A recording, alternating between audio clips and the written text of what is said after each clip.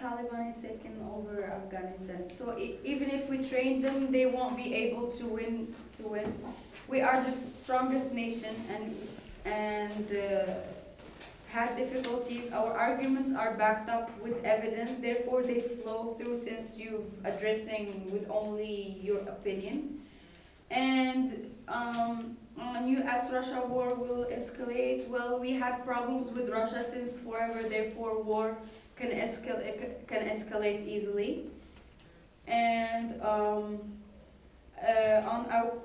based on the evidence we have, presence only applies to military forces before combat. Colonel Charles, the future of forward presence. I developed the following definition of forward presence: the visible employment of U.S. military personnel and or military material as a deterrent outside of the continent, United States, at any point along the operation continent short of involving major U.S. conventional forces in combat. It includes a small unit combat operations of limited scope and duration and peacetime contingency operation, just as Desert Shield in Saudi Arabia, but excludes the subsequent combat operation designed Desert Storm. So on the harms, the funding is in your plan is a lot more than staying for there more years. And on your point B on the harms, it was dropped, and all our harms as well. You need to vote for us because US is there to finish what they started.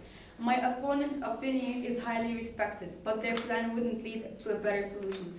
Because if the United States leaves, then the country could risk terrorism, poverty will increase, opportunities for other countries to invade will be effective.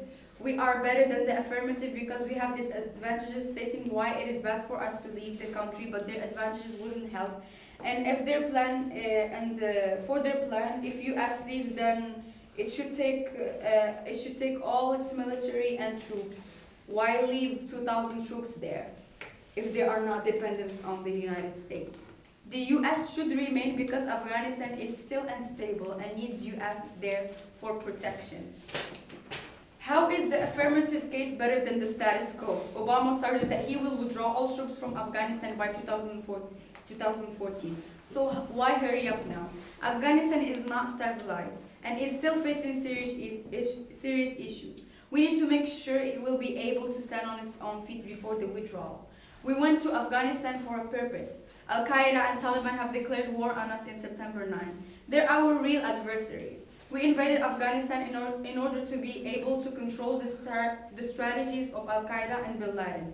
And so far, our mission to destroy these radical groups hasn't ended yet. So why now, if we didn't even finish, why we invade from the first place? We have to keep our friends close and our enemies closer. The affirmative dropped all the inherency and solvency, and we have disadvantages. Why we showed that their advantages, what we showed, that their advantages are impossible.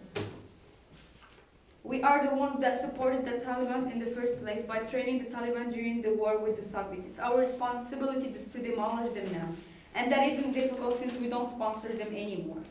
Our withdrawal will be a sign of weakness. It will be our way of saying we give up, and the Taliban's win. If the strongest nation in the world loses or gives up, this makes the Taliban and Al-Qaeda the leader of the world. I'm done.